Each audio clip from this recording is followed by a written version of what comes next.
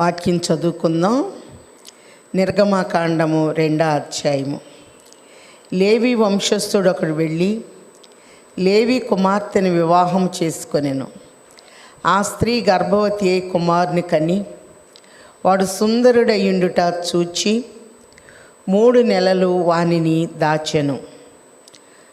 ప్రార్థన చేసుకుందాం.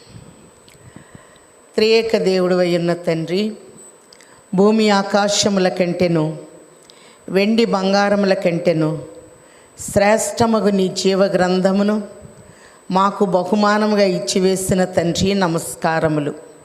నా నామమును జ్ఞాపకార్థముగా ఉంచు. ప్రతి స్థలములో నేను మీ యొద్దకు వచ్చి మిమ్మల్ని ఆశీర్వదింతునని తెలియచేసిన తండ్రి, వందనములు. నిన్నటి దినమున శ్రమలో ఇశ్రాయేలీలు ప్రబలిరి అనే విషయంలో 12 గోత్రముల్లో ఉన్న ప్రత్యేకత, వారిని మీరు భద్రపరిచిన విధానాన్ని చూచి ఉన్నాము. 2వ అధ్యాయములో నీ చిత్తం ఏమై ఉన్నదో నన్ను మరుగు చేసి మిమ్మల్ని మీరు కనపరుచుకొనమని మీ నామమంతటి కంటే మీ వాక్యమునే గొప్ప చేసి ఉన్న యేసు నామములో వేడుకొంచున్నాము తండ్రి, ఆమేన్. ప్రభునందు ప్రియమైన వారలారా, ప్రభు నామమున కృపా సమాధానములు ఈ దినమున తండ్రి మనకి ముమ్మరముగా దయచేయును గాక, ఆమేన్. ఈ దినము నైలు నదిలో ఒక ప్రత్యేకమైనటువంటి భక్తుని చరిత్రను మనం చూస్తూ ఉన్నాం. పొట్టవలయు మోషే వంటి పూర్ణ ప్రవక్త, ఎట్టివారలైన నెరుగునట్టి ధర్మముల్ దిట్టముగను స్థాపింప దేవపుత్రుడు పుట్టెన్ గొప్ప బోధకుడాయెను. పుట్టెన్ గొప్ప బోధకుడాయెను. పరిశుద్ధ గ్రంథములో మనం చూస్తే ప్రత్యేకమైన నదులు కొన్ని కనపడుతూ ఉన్నాయి. ఏదేను తోటలో ఒక నది 4 శాఖలైంది. మొదటిగా ఫీషోను అనగా పొర్లిపారుట, 2వ నది గీహోను అనగా ఉచితము లేక దేవుని కృప, 3వ నది హిద్దికేలు అనగా శక్తి లేక ప్రభావము, 4వ నది యూఫ్రటీసు లేక పరాతు ఫలభరితమని ఆదికాండం 2వ అధ్యాయము 11వ వచనంలో మనం చూస్తూ ఉన్నాం. అలాగనే మనం చూస్తే 5వ నదిగా మనకి నైలు నది కనపడుతూ ఉంది. ఐగుప్తు దేశంలో ప్రత్యేకమైన నది నైలు నది. నిన్నటి దినాన ఫరో ఆజ్ఞ జారీ చేశాడు, హెబ్రీలకు ఆడపిల్లలు పుడితే బ్రతకనివ్వండి, మగపిల్లలు పుడితే నైలు నదిలో పారవేయండి అని. లేవి వంశస్థుడు ఒకడు వెళ్ళి లేవి కుమార్తెను వివాహము చేసుకొనెను. లేవి అనగా పరిశుద్ధత లేక హత్తుకొని ఉండుట. మీ తండ్రి పరిశుద్ధుడు గనక మీరును పరిశుద్ధుల ఇండుడి అని ప్రభువు తెలియచేస్తున్నారు. పరిశుద్ధ గ్రంథము వివాహముతోనే ప్రారంభమైంది.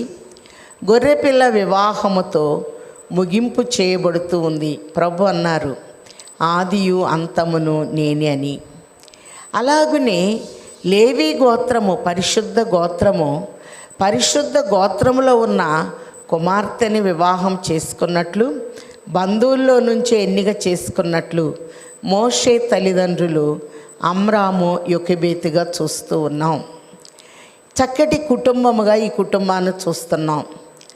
అమ్రాము అనే మాటకు మనం చూస్తే మరి శక్తి తక్కువ, యోకెబేతు అనగా ప్రభావవంతమైన. ఒక్కొక్కసారి ఒకరిని ఇద్దరిగా చేసిన తండ్రి ఒకరిలో నుండి మరొకరిలోనికి శక్తిని పంపించువారై ఉన్నారు. స్త్రీతో సార్వత్రిక సంఘాన్ని ప్రభు పోల్చారు. ఈ యోకెబేతులో మహిమా ప్రభావములు ఉన్నట్లుగా మనం చూస్తూ ఉన్నాం. ఈ పరిశుద్ధమైనటువంటి ఈ కుటుంబంలో దేవుడు 3 బహుమానముగా ఇచ్చారు. 3 దేవుని సేవలో వాడబడినట్లు ఈ కుటుంబంలో మనం చూస్తున్నాం.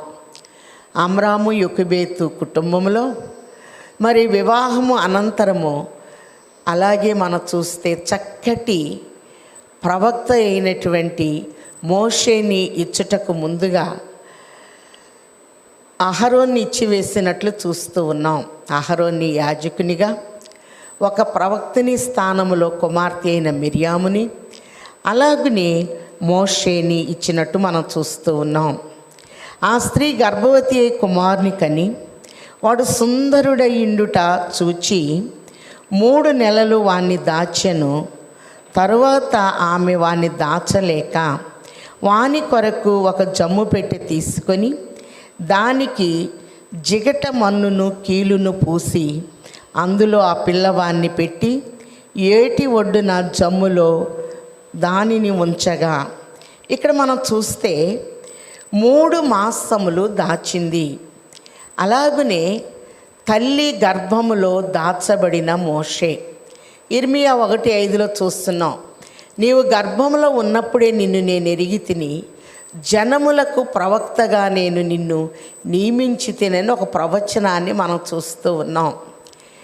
యెషయా గ్రంథము 49:2లో మనం గమనించినట్లయితే 2వ వచనంలో, తల్లి వడిలో పెట్టుకొనినది మొదలుకొని నీ నామమును నేను జ్ఞాపకము చేసుకొనుచున్నాను అని ప్రభువు తెలియచేస్తున్నారు. ఈ అధ్యాయంలో 7 మర్మములు కనపడుతున్నాయి. ఒకటి, గర్భములో దాచబడిన మోషే పిండముగా ఉన్నప్పుడే నా కన్నులు నిన్ను చూచెనని 139వ కీర్తనలో చూస్తున్నాం. 16వ వచనంలో, ఇర్మియా 1:5లో కూడా మనం చూస్తూ ఉన్నాం. తల్లి వడిలో దాచబడిన మోషే 3 మాసాలు దాచింది. ఏడుపు ఎక్కువైపోతూ ఉంది. రాజాజ్ఞకి లోబడాలి అంటే బిడ్డని నైలు నదిలో పారవేయాలి. ఈ నైలు నదిలో బిడ్డను వేయటానికి కూడా దేవుడు చక్కటి జ్ఞానాన్ని ఆమెకు అందిస్తూ ఉన్నారు. సామెతల గ్రంథము 8వ అధ్యాయం 14లో మనం చూస్తే, ఆలోచన చెప్పుటయు లెస్సైన జ్ఞానమిచ్చుటయు నా వశము, జ్ఞానాధారము నేనే, పరాక్రమము నాది అని చూస్తున్నాం. సామెతల గ్రంథంలో జ్ఞానవంతురాలు తన ఇల్లు కట్టుకొనును అనే మాటను చూస్తూ ఉన్నాం. మరి రాజాజ్ఞకు భయపడి బిడ్డని నైలు నదిలో వెయ్యాలి అంటే అందరిలాగా వేయటలేదు ఈ తల్లి. యాజక కుటుంబంలో నుంచి వచ్చింది కనుక దేవుడు చక్కటి ఆలోచన ఆమెకి ఇచ్చారు గనక మరి చక్కటి ఉపాయము కలిగిన, యుక్తి కలిగిన స్త్రీగా ఈ యొకెబెతుని, మోషే తల్లిని మనం చూస్తూ ఉన్నాం. నైలు నదికి వెళ్ళి జమ్మును తీసుకొచ్చింది. పరక మీద ఒక పరక పెట్టి చక్కటి అల్లిక కలిగిన ఒక పెట్టెని తయారు చేసింది. కీలు మట్టి పూసినట్టు చూస్తున్నాం. నోవహుని పిలిచి వాడను తయారు చేయమన్నప్పుడు కీలు పోయమని ప్రభువే తెలియచేశారు. కీలు లేకపోతే లక్క అనేది గట్టిదనాన్ని చూపిస్తూ ఉంది. ఏదైనా సీల్ చేయాలి అంటే ఈ కీలు అనేది లక్కతోనే సీల్ చేస్తారనే విషయం మనందరికీ తెలిసిందే. మరి దైవత్వానికి ముంగుర్తుగా, గట్టిదనానికి ముంగుర్తుగా నీరు లోపలికి వచ్చి ఆ పెట్టి మరి చీకిపోకుండా కీలు పూసి, మరి మట్టి అనేది మానవ నైజానికి ముంగుర్తుగా మట్టిని పూసి ఒక హెబ్రీల వస్త్రం వేసి ఎంతో భద్రత బిడ్డ కోసం ఆ తల్లి చేసినట్లు మనం చూస్తూ ఉన్నాం. అలాగనే మరి రాజాజ్ఞకు భయపడి జమ్ము పెట్టిలో పెట్టి జిగటె మన్నును కీలును పూసి అందులో ఆ పిల్లవాన్ని పెట్టి ఏటి ఒడ్డున జమ్ములో ఈ పెట్టెను ఉంచగా ఈ బిడ్డకి ఏమి సంభవిస్తుందో అని తెలుసుకొనుటకు వాని అక్క దూరముగా నిలిచి కనిపెడుతూ ఉంది. ఫరో కుమార్తె అక్కడ స్నానానికి వస్తుందని తెలుసు. మరి ఈజిప్ట్ వెళ్ళినా ఇప్పుడు మేము ఈ స్థలాన్ని చూచి చాలా ముచ్చటపడ్డాము. అక్కడ మోజెస్ బెసిలికా అని ఒక మంచి చర్చి కూడా జమ్ము పెట్టి మోడల్లో, మందసపు మోడల్లో నిర్మాణం చేయబడి ఉంది.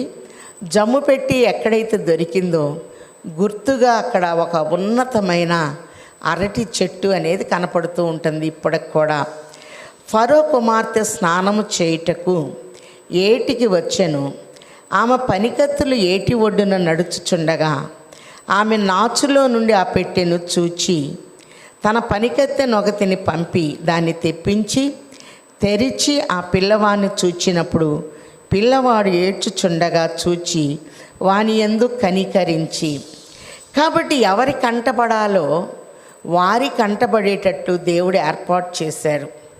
ఆయన చూచుచున్న దేవుడు సంవత్సరాది మొదలుకొని సంవత్సరాంతం వరకు మనల్ని చూస్తూ ఉన్నారు. ఏ ఇంటిలో నుండి మగపిల్లలు బ్రతకకూడదు అని ఆజ్ఞ జారీ చేయబడిందో ఆ ఇంటికే ఈ బిడ్డను పంపించటానికి ఒక మంచి మార్గమును దేవుడు ఏర్పాటు చేస్తూ ఉన్నట్లుగా ఈ ఫరో కుమార్తె ఆ పెట్టెను చూచే స్థితిని దేవుడిచ్చాడు. అలాగనే ఆ పెట్టెను తీసుకురమ్మని ఆజ్ఞాపించినట్టు చూస్తున్నాం. అలాగే వారి అక్క దూరం నుండి ఆ పిల్లవానికి ఏమి సంభవించునని కనిపెట్టుకుంటానికి మరి మోషే అక్క మిరియాము దూరం నుండి చూస్తూ ఉంది. మరి పెట్టి తెరిచి చంపుడు పిల్లవాడు ఏడ్చుచుండగా చూచి వాని యందు కనికరపడి. కాబట్టి ఆ పెట్టెలా తీయగానే ఆ ఏడ్పు అనేది రాజకుమార్తెకి వినపడింది గనక కనికరపడినట్లుగా చూస్తూ ఉన్నాం. వీడు హెబ్రీల పిల్లలలో నొకడనెను. అప్పుడు వాని అక్క ఫరో కుమార్తెతో, నీ కొరకు ఈ పిల్లవాన్ని పెంచుటకు నేను వెళ్ళి హెబ్రీ స్త్రీలలో ఒక దాదిని పిలుచుకొని వత్తునా అనెను. అందుకు ఫరో కుమార్తె వెళ్ళమని చెప్పగా ఆ చిన్నది వెళ్ళి ఆ బిడ్డ తల్లిని పిలుచుకొని వచ్చాను.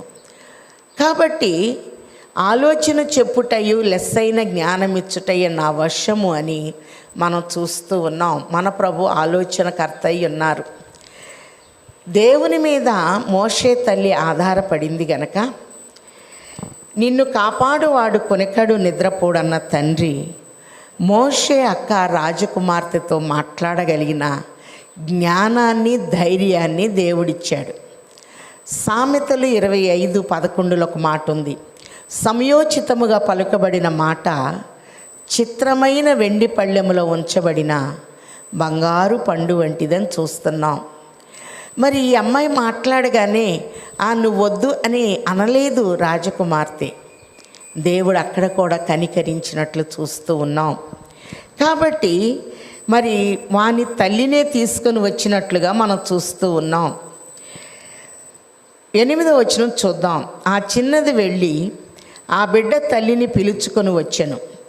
ఫరో కుమార్తె ఆమెతో, ఈ బిడ్డను తీసుకొని పోయి నా కొరకు వానికి పాలిచ్చి పెంచుము, నేను నీకు జీతం ఇచ్చేదనని చెప్పగా, ఈ బిడ్డను పాలిచ్చి పెంచుము.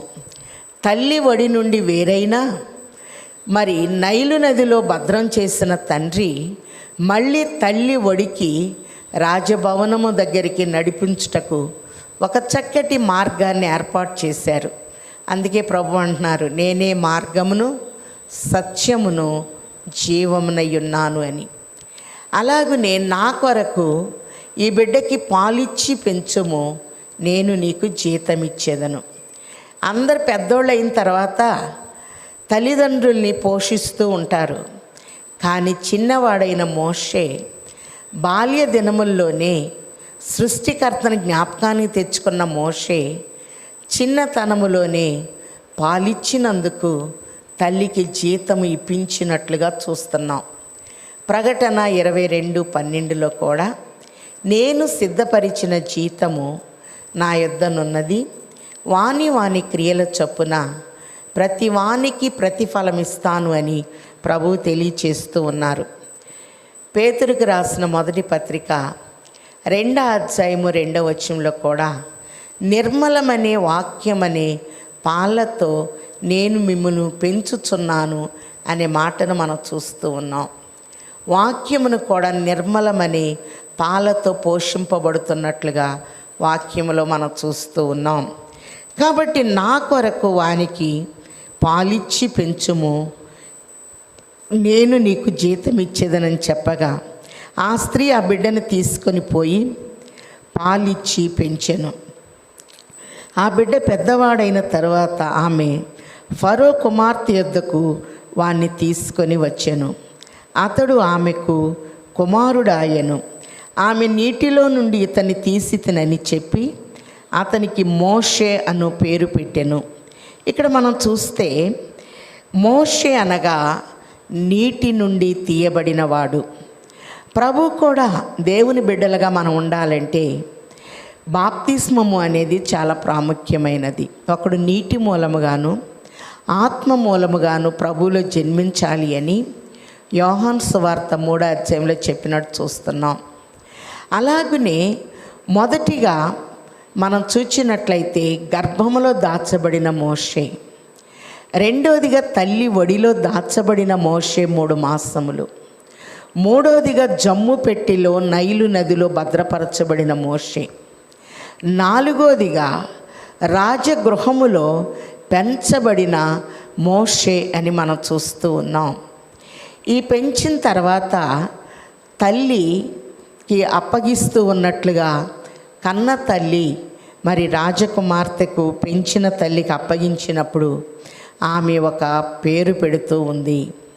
అలాగనే మనం గమనించినట్లయితే ప్రకటన గ్రంథము 2వ అధ్యాయం 17వ వచనంలో కూడా జయించు వానికి తెల్ల రాతినిస్తాను, దాని మీద చెక్కబడిన క్రొత్త పేరుంటుంది, పొందిన వానికే కానీ మరి ఎవరికి తెలియదు అనే మాటని మనం చూస్తూ ఉన్నాం. మోషే అని పేరు పెట్టినట్లుగా మనం చూస్తూ ఉన్నాం. 11వ వచనంలో ఆ దినములలో మోషే పెద్దవాడై తన జనుల యొద్దకు పోయి వారి భారములను చూచెను. అప్పుడు అతడు తన జనులలో ఒక హెబ్రీని ఒక ఐగుప్తీయుడు కొట్టగా చూచెను. కాబట్టి ఇద్దరు వ్యక్తులు పోట్లాడుకుంటున్నట్లు హెబ్రీని ఒక ఐగుప్తీయుడు కొట్టినట్టు చూచి మోషే సహించలేకపోయాడు. ఎందుకంటే తన రక్తము హెబ్రియ రక్తము, హెబ్రీయులకు హాని జరుగుతుంటే సహించలేకపోయాడు గనక మరి అతన్ని చంపి ఇసుకలో పూడ్చిపెట్టినట్లు మనం చూస్తూ ఉన్నాం. ఈ విషయం బయటికి రావటానికి గల కారణం మళ్ళీ ఇద్దరు మరి హెబ్రీలే పోట్లాడుకుంటూ ఉంటే వారికి న్యాయం చెప్పటానికి వెళ్ళినప్పుడు మరి అప్పుడు అతడు అన్యాయం చేసిన వాడిని చూచి పోయి నీ పొరుగువాన్ని కొట్టుచున్నావా అని అడగగా అతడు మా మీద నిన్ను అధికారినిగాను తీర్పనిగాను నియమించిన వాడెవడు? నీవు ఆ ఐగుప్తిని చంపినట్లు నన్నును చంపవలనని అనుకొనుచున్నావా అనెను. అందుకు మోషే నిశ్చయముగా ఈ సంగతి బయలుపడిననుకొని భయపడెను. ఫరో ఆ సంగతి విని మోషేను చంపచూచెను కానీ మోషే ఫరో ఎదుట నుండి పారిపోయి మిద్యాను దేశములో నిలిచిపోయి ఒక బావి యొద్ద కూర్చుండెను. ఇక్కడ మనం చూస్తే మరి పారవేయబడిన మోషేగా నైలు నదిలో చూస్తున్నాం.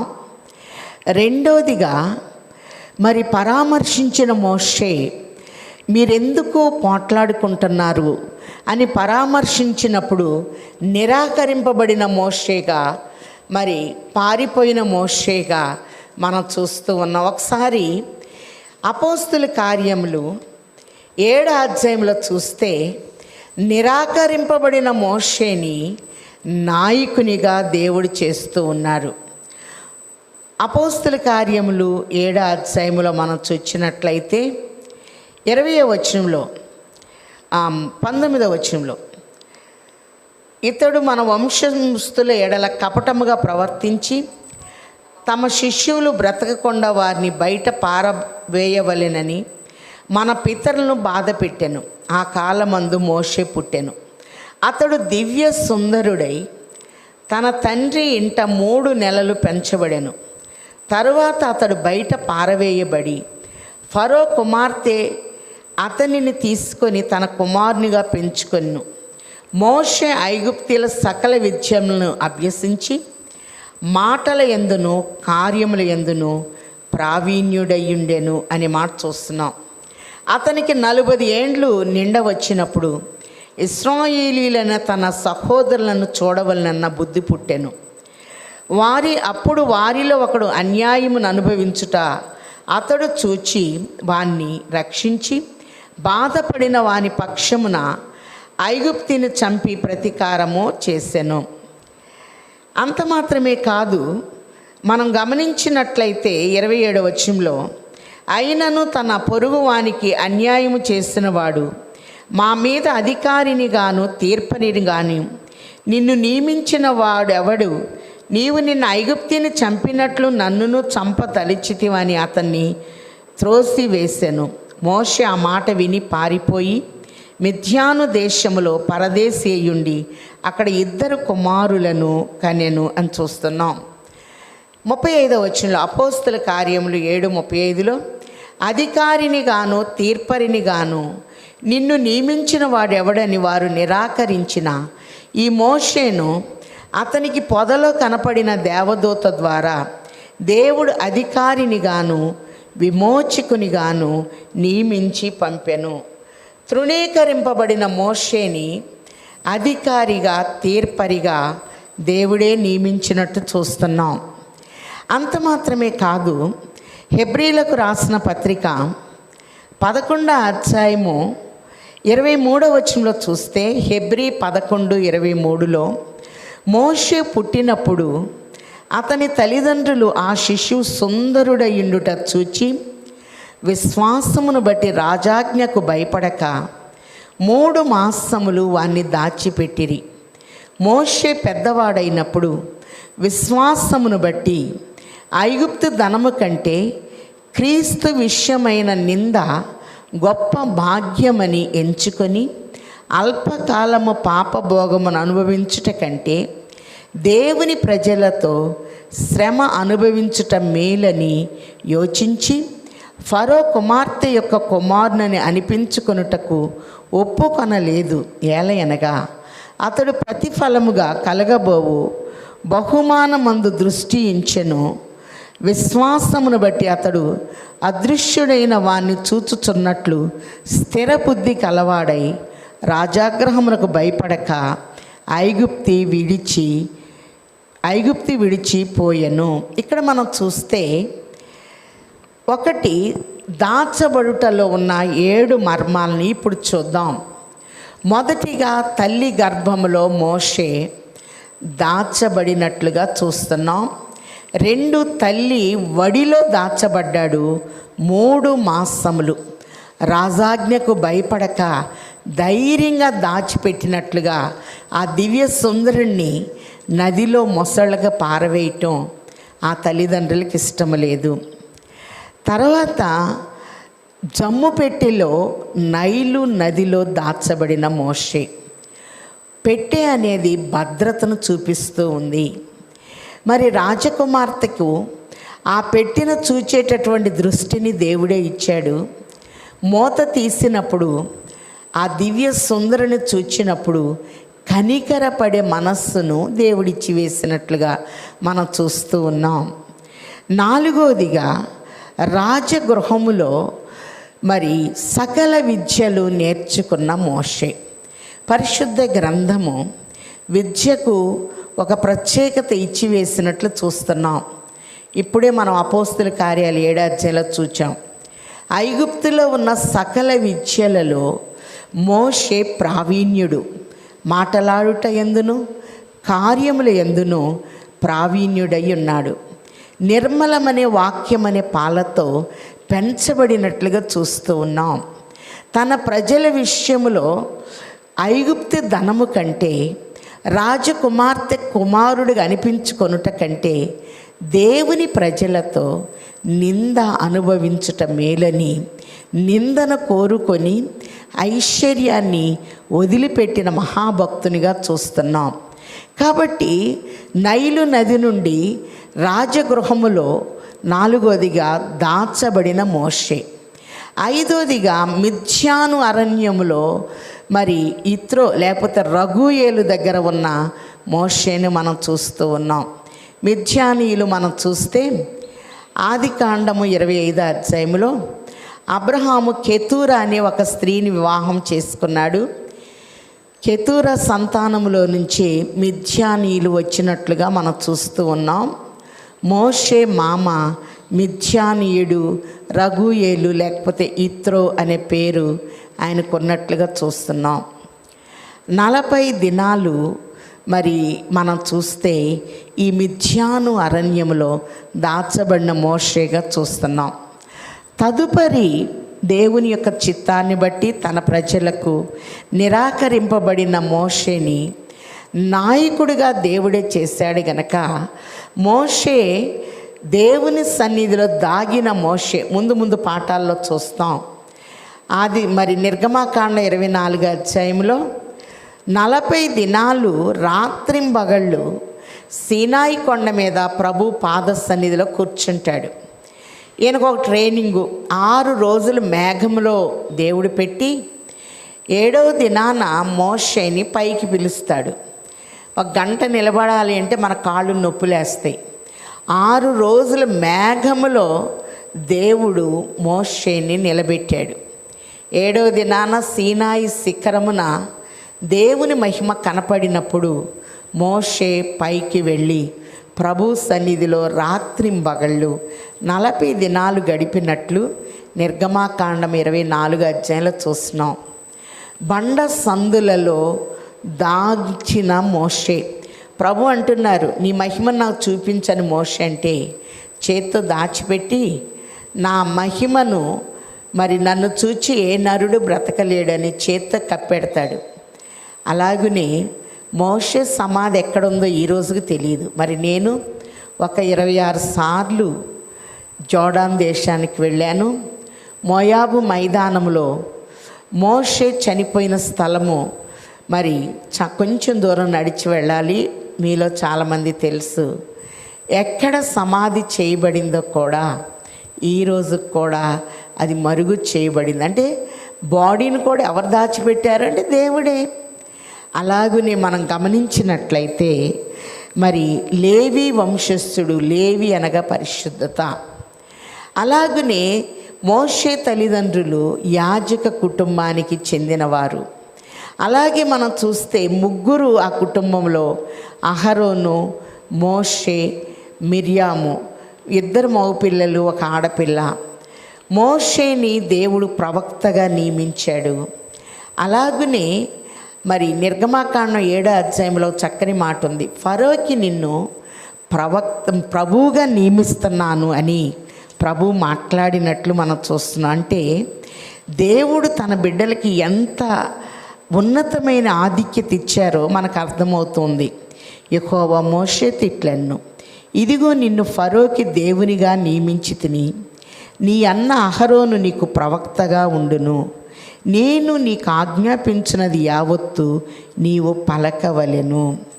కాబట్టి ఫరోకి దేవునిగా నియమించారు. ఒక ప్రవచనం చూస్తే కీర్తన 82లో దేవుణ్ణి ఎంతమంది అయితే ఆరాధిస్తారో మరి దేవుని బిడ్డల్ని సర్వోన్నతుని కుమారులుగా దేవుడు చూపిస్తూ ఉన్నారో ప్రవచనాన్ని చూద్దాం.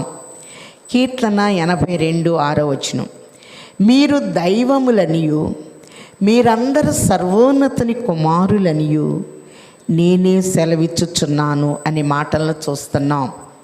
కాబట్టి పారవేయబడిన మోషే, పారిపోయిన మోషే, ప్రార్థించిన మోషే, ప్రవీణుడైనటువంటి మోషే, పరిపాలకుడైనటువంటి మోషే, ప్రజలను నడిపించిన మోషేగా దేవుడే తీర్చిదిద్దినట్లుగా మనం చూస్తూ ఉన్నాం. మోషేలో ఉన్న గొప్ప లక్షణము సాత్వికుడు. అలాగే ఐగుప్తు ఐశ్వర్యానికి ఇంపార్టెంట్ ఇవ్వలేదు, కానీ దేవుని ప్రజలతో నింద కోరుకున్న వ్యక్తిగా చూస్తున్నాం.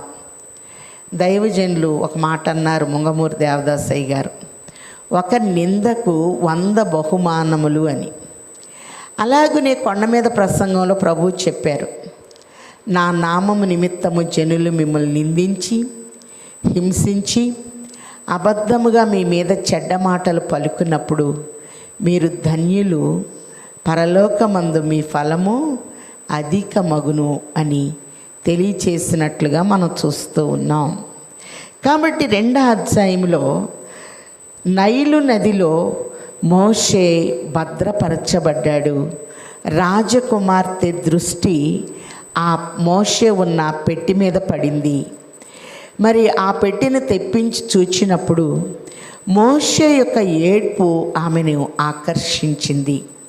దుఃఖపడు వారు ధన్యులు, వారు ఓదార్చబడుదురు అనే మాటల్ని మనం చూస్తూ ఉన్నాం. ఇక్కడికిక్కడే ఒక ఏర్పాటు చేశారు. మరి మోషే అక్క దూరం నుండి చూచి రాజకుమార్తెతో మాట్లాడగలిగినటువంటి నిపుణత కలిగినట్లుగా మనం చూస్తున్నాం.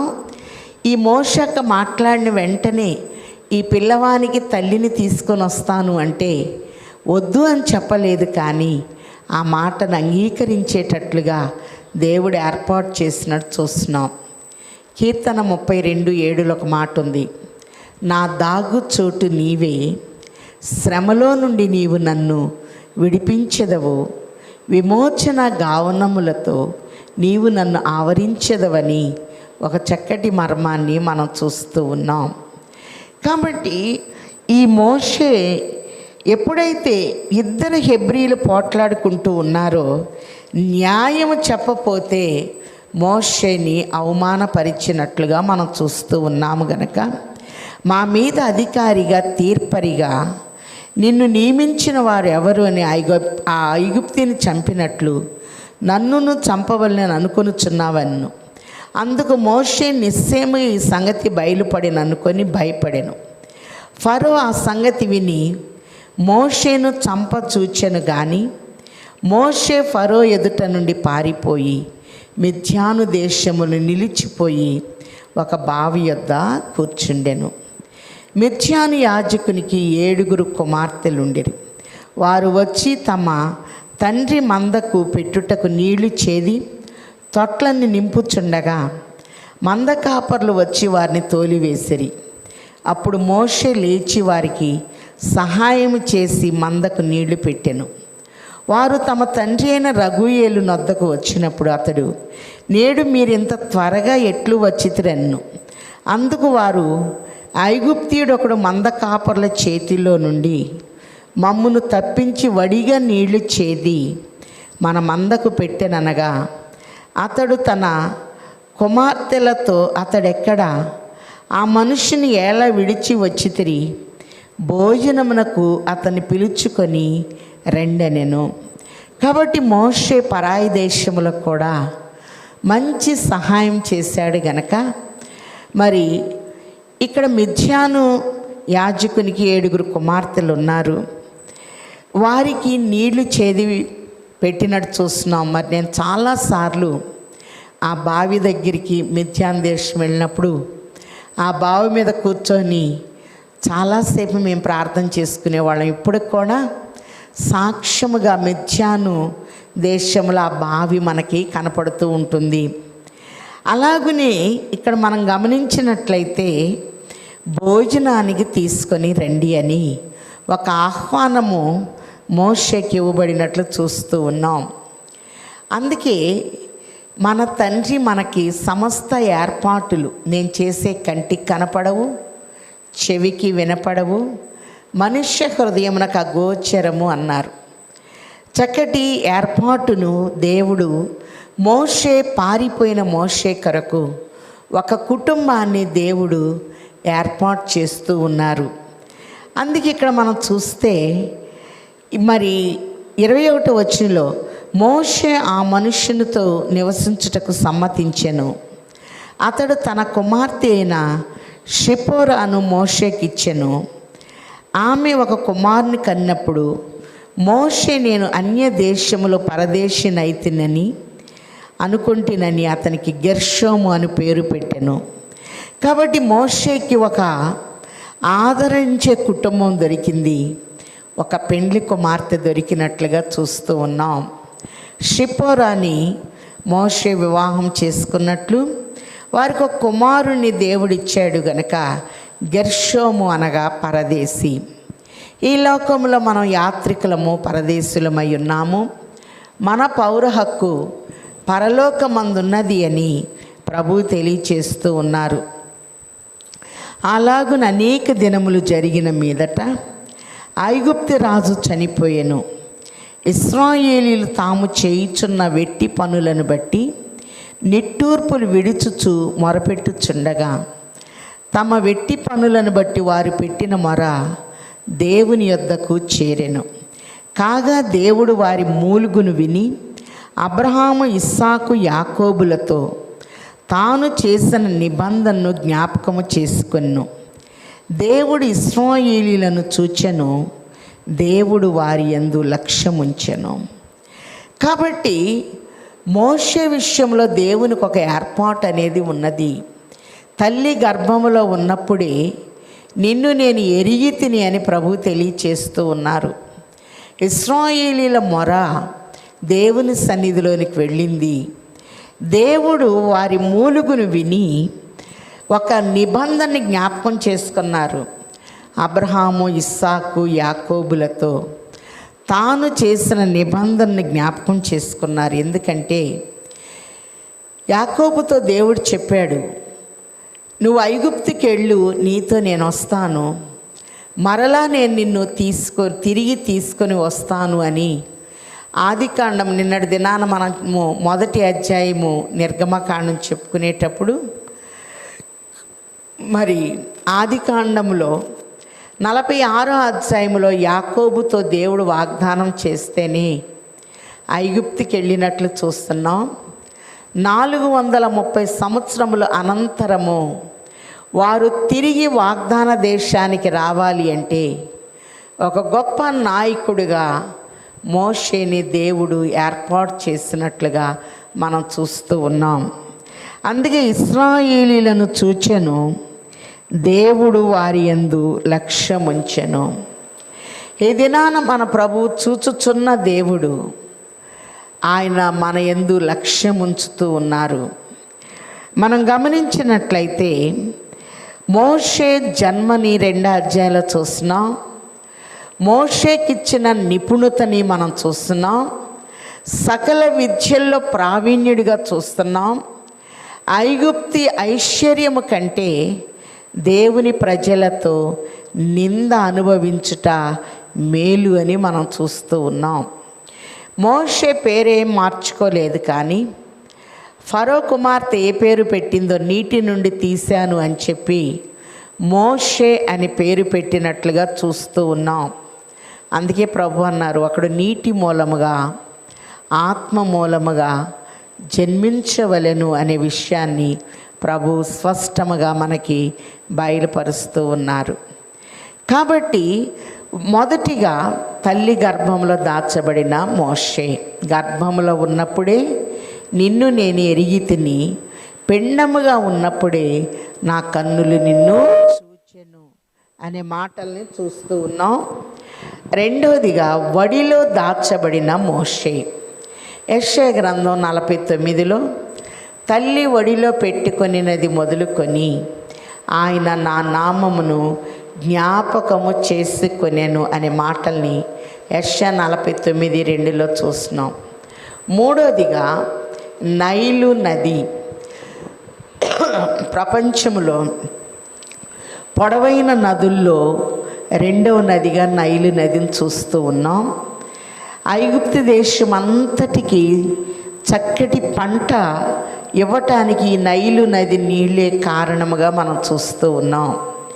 ఈ నైలు నదిలో చాలాసార్లు మేము ప్రయాణం చేశాము.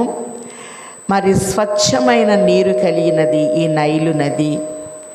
మరి క్రింద నుండి పైకి ప్రవహిస్తూ ఉంటుంది. ఏ నదైనా పై నుండి క్రిందకు ప్రవహిస్తుంది. నైలు నది యొక్క ప్రత్యేకత క్రింద నుండి పైకి ప్రవహిస్తూ ఉంటుంది. అంత మాత్రమే కాదు, ఈ నదిలో మరి కుడివైపున యోసేపు యొక్క జైలు కనపడుతుంది.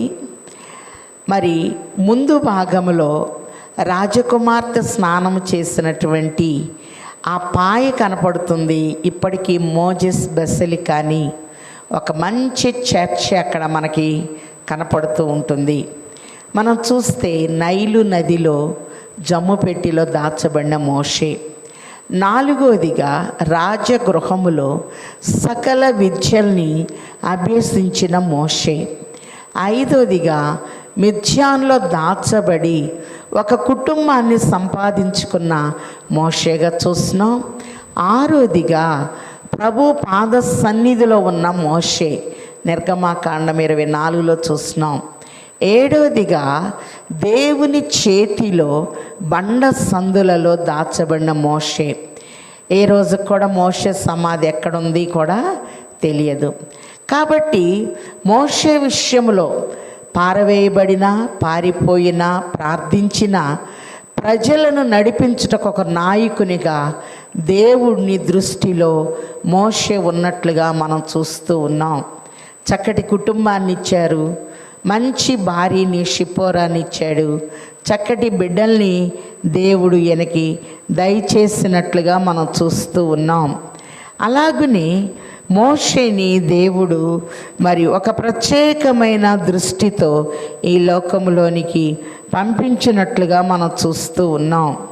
అందుకే అన్య దేశంలో పరదేశినైతిని అనుకొని తన కుమారునికి గెర్షోము అని పేరు పెట్టినట్లుగా మనం చూస్తూ ఉన్నాం. అలాగనే మరి మనకి చక్కటి కుటుంబాలను ఇచ్చాడు దేవుడు, చక్కటి బిడ్డల్ని ఇచ్చారు. మరి దేవుని కొరకు మన కుటుంబాలు అమ్రాము యొకెబేతు కుటుంబాల్లాగా వాడబడాలి. అందుకే చివరిగా మనం చూస్తే 115వ కీర్తన 12వ వచనంలో ఆయన మమ్మల్ని మర్చిపోలేదు, ఆయన మమ్ములను ఆశీర్వదించును అనే మాట చూస్తూ ఉన్నాం. దేవుడు ఆశీర్వదించే విధానంలో కొన్ని శ్రేష్టమైన మర్మాల్ని ప్రభు 115వ కీర్తనలో మనకి బయలుపరుస్తూ ఉన్నారు. ఆయన ఇశ్రాయేలీయులను ఆశీర్వదించును, అహరోను వంశస్థులను ఆశీర్వదించును, పిన్నలనేమి పెద్దలనేమి తన యందు భయభక్తులు కలవారిని యెహోవా ఆశీర్వదించును. యెహోవా మిమ్మును మీ పిల్లలను వృద్ధి పొందించును. భూమి ఆకాశంలో సృజించిన యెహోవా చేత మీరు ఆశీర్వదించబడిన వారు. ఆకాశములో యెహోవా వర్షము, భూమిని ఆయన నరులకిచ్చి ఉన్నాడు. కాబట్టి ఈ భూమి మీద మిక్కిలి సాత్వికుడు, గొప్ప నాయకుడు, దేవుని చేతిలో మంచి నాయకుడిగా వాడబడిన మోషే వృత్తాంతము రేపటి దినాన చూద్దాము.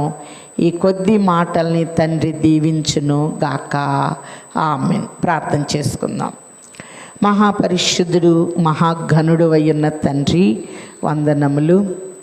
నాయన, లేవి కుమార్తె లేవి కుమారుని వివాహం చేసుకున్నట్లు యాజక కుటుంబమును పరిశుద్ధపరిచి చక్కటి వివాహము జరిగించి 3 బిడ్డల్ని బహుమానముగా ఇచ్చివేసిన తండ్రి వందనములు. మోషే పుట్టినప్పుడు దివ్య సుందరుడు, కానీ రాజాజ్ఞకు భయపడక 3 మాసములు వారు పెంచారు. కానీ చివరికి రాజాజ్ఞకు లోబడి నాయన జమ్ము పెట్టెలో పెట్టి ఒక భద్రతను కలిగించి నైలు నదిలో వదిలివేసిన మొసళ్ళు ఆ బిడ్డను తినకుండా రాజకుమార్తె దృష్టి ఈ యొక్క పెట్టెలో ఉన్న మోషే మీద పడేటట్టు చేసి పెట్టెలో నుండి తీసి నీటిలో నుండి తీశాను అని మోషే అనే నామకరణ చేయుటకు ఫరో కుమార్తెకు మీరు ఇచ్చిన సమయోచిత జ్ఞానాన్ని బట్టి వందనాలు.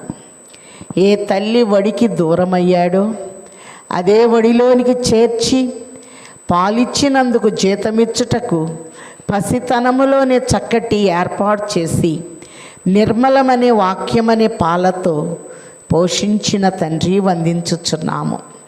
తల్లి పాలతో గొప్ప నాయకునిగా తయారు చేసిన తండ్రి వందనములు.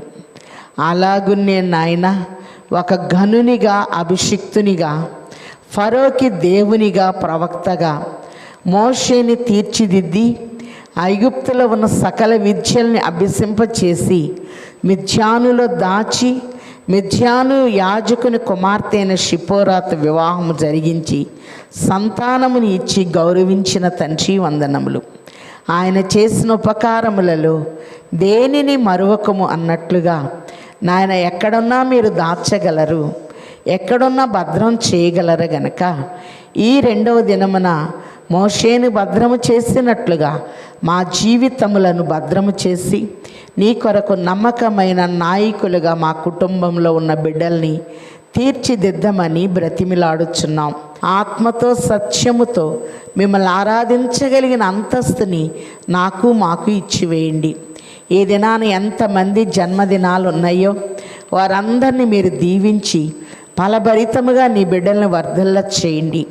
ఎంతమంది వివాహ దినాలు ఉన్నాయో వారందరినీ పరిశుద్ధ వివాహములో జతపరిచిన మీరే దీవించమని, కృప వెంబడి కృపను ఇచ్చి నీ బిడ్డలను ఆశీర్వాదకారకులుగా నిలబెట్టి వేయమని, మాకు కాదు యెహోవా మాకు కాదు నీ నామమునకే మహిమ తెచ్చుకొనమని, సమస్త ఈవులు ధారాళముగా మాకిచ్చుచున్న ధన్యుడు ప్రాణప్రియుడు మా కొరకు సమస్త ఈవులు ఏర్పాటు చేసి ఉన్న యేసయ్య అతి శ్రేష్ఠ నామములో బ్రతిమిలాడి వేడుకొనుచున్నాము తండ్రి, ఆమెన్.